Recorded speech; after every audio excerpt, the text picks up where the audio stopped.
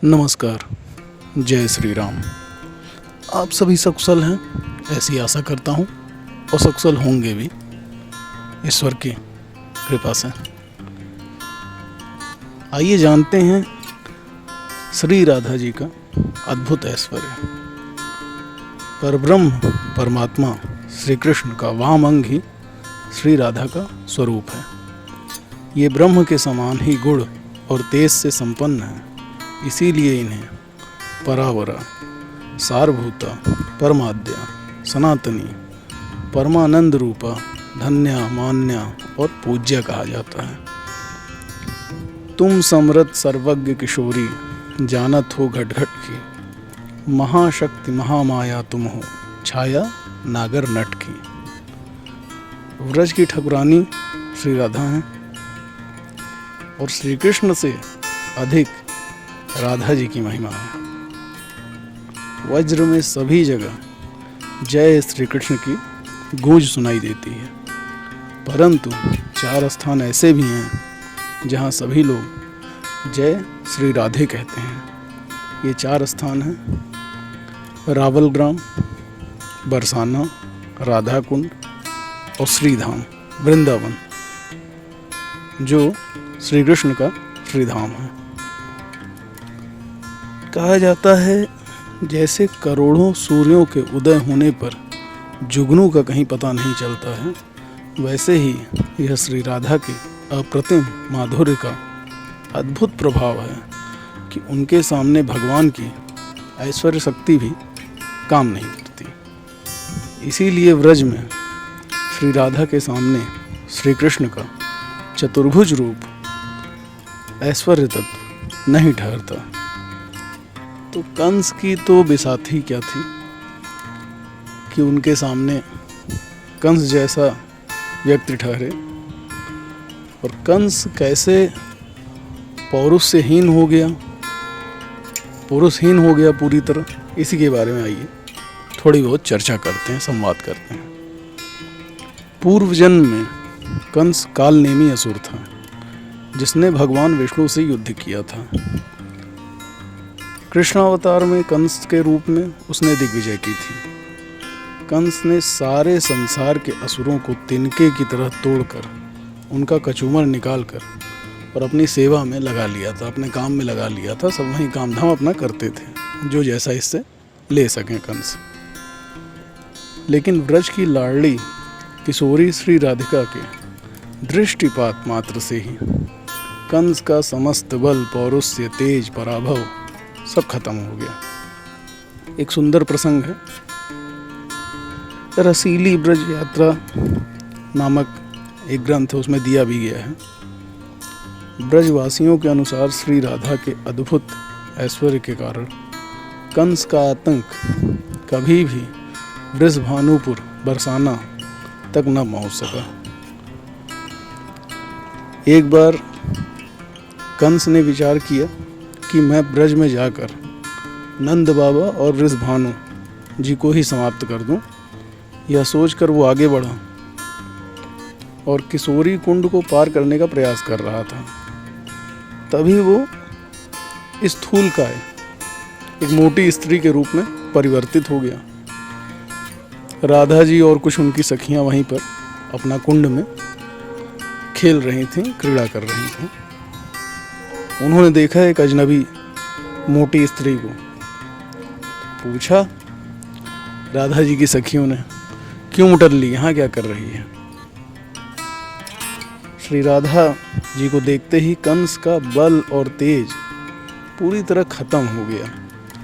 अब लज्जा शर्म के कारण न कुछ कह पा रहा था, न कर पा रहा था। एकदम भद्दी मोटी स्त्री के रूप में परिवर्तित हो गया था। अब मथुरा की ओर भाग भी नहीं पा रहा था, वहीं हाथ जोड़कर खड़ा हो गया। अब विनय करते हुए कहा, श्री राधे, अब आपके चरणों में आ गया हूँ, मुझे क्षमा कर दीजिए। उनकी सखियाँ, जो सहेलियाँ थीं, वो समझ गईं कोई अनजान स्त्री किसी गलत इरादे से हमारे बरसाना में आई है।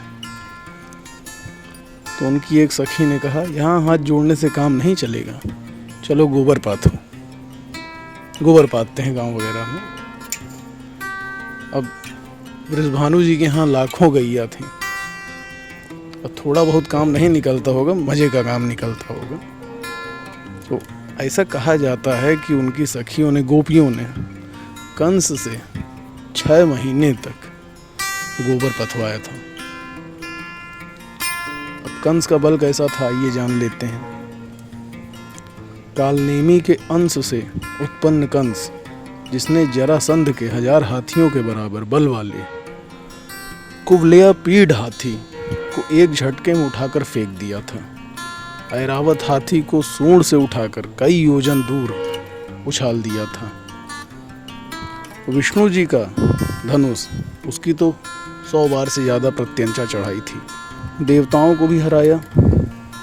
अघ, अरिष्ट, नरक, प्रलम, भौम, धेनुक, दृढ़ावर्त, बक आदि दैत्यों को भी पराजित कर, उसने पराजित किया ऐसा नहीं है, अपनी सेवा में भी रख लिया था कि चलो हमारे लिए काम करो। अब सोचिए, ऐसा बलशाली व्यक्ति जो है स्त्री बनकर गोबर पाथ रहा था, कैसा लगेगा उसे। भगवान ने कहा कि मैं किसी का अहंकार टिकने नहीं देता। अहंकारी व्यक्ति सदैव अपनी ही प्रशंसा करता है। दूसरे लोग चाहे जितने ही बड़े क्यों ना हो, उसको अपने छोटे लगते हैं। और अहंकार व्यक्ति के अज्ञान और मूर्खता का परिचायक है। कंस का अहंकार मिट्टी में मिल गया।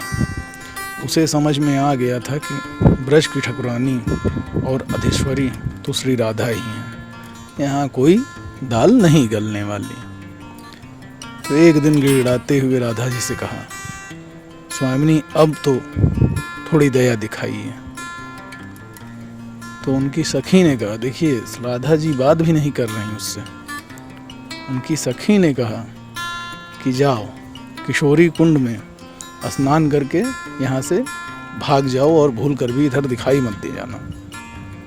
उसके बाद कंस भागता हुआ सरोवर में गया, स्नान किया, पुनः अपने रूप में आ गया और फिर मुड़कर बरसाने की ओर नहीं देखा। श्री राधा जी की ऐसी अद्भुत ऐश्वर्य शक्ति थी कि कंस के असुर बरसाने, कंस के यहाँ जो असुर थे वो बरसाने की सीमा से भी दूर रहते थे। यहीं पता लगा बन गए फिर से वैसे ही और गोबरे पाथ रहे हैं, ऐसा था उनका ऐश्वर्य।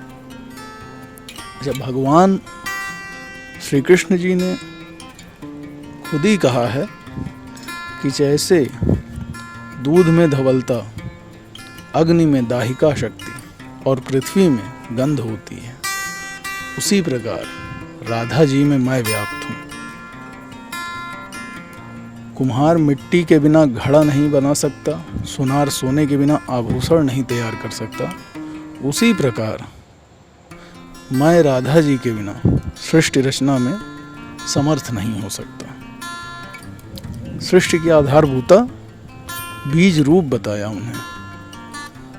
कृष्ण जी यहाँ तक कहते हैं कि जब तुमसे अलग रहता हूँ तो लोग मुझे कृष्ण कहते हैं, और जब आप साथ होती हो राधा जी से तो श्री कृष्ण कहते हैं। राधा जी के बिना मैं क्रियाहीन व शक्तिहीन रहता हूँ, पर राधा जी का संग मिलते ही मुझे परम चंचल व लीला परायण और परम शक्तिशाली बना देती हो। श्री राधा तुम ही श्री हो, तुम ही संपत्ति हो और तुम ही आधार स्वरूपिणी हो। मेरा अंग और अंश ही तुम्हारा स्वरूप है। तुम मूल प्रकृति ईश्वरी हो, शक्ति हो, बुद्धि हो, ज्ञान हो और तुम मेरे ही समान हो। तुलना नहीं की है, समानता बताई है। तो आइए सभी लोग मिलकर बोलते हैं, जय जय श्री राधे।